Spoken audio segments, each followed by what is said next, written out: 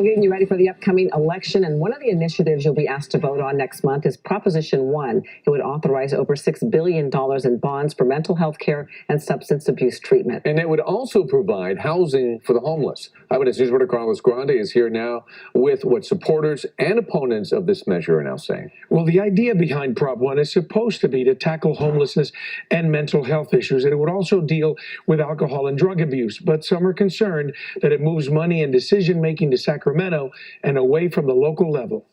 Proposition 1 is the only statewide measure on the ballot in March. The plan behind it is to build treatment facilities for those with mental health and substance abuse issues.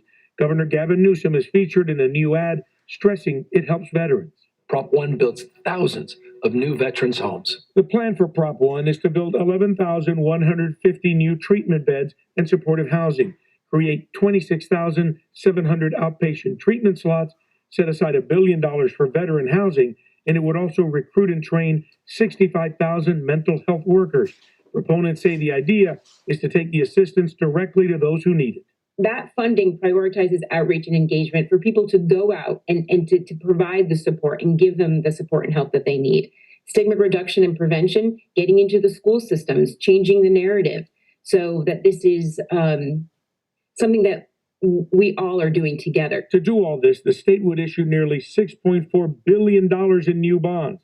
The proposition doesn't indicate exactly where the money will go. The legislature would decide. The voters have to look at the track record of the state of California on these bonds across the board and realize that the state of California, the legislature, under Democrat control, and the governor are not responsible with these funds. Proponents say there is a shortage of about 8,000 inpatient adult treatment beds, and more than 171,000 Californians live on the streets. 6% of those are veterans.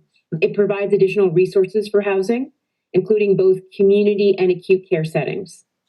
That addresses the unique challenges also faced by our veteran community. Prop 1 would also move about $140 million from counties to the state. And some providers of mental health care say losing money at the local level could mean they would be forced to offer fewer services. One of the things that housing providers and people trying to find housing have advocated for years is to get more supportive services to help keep people in housing. And there's nothing with Prop 1 that does that.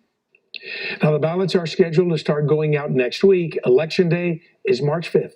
I'm Carlos Granda, ABC 7 Eyewitness News.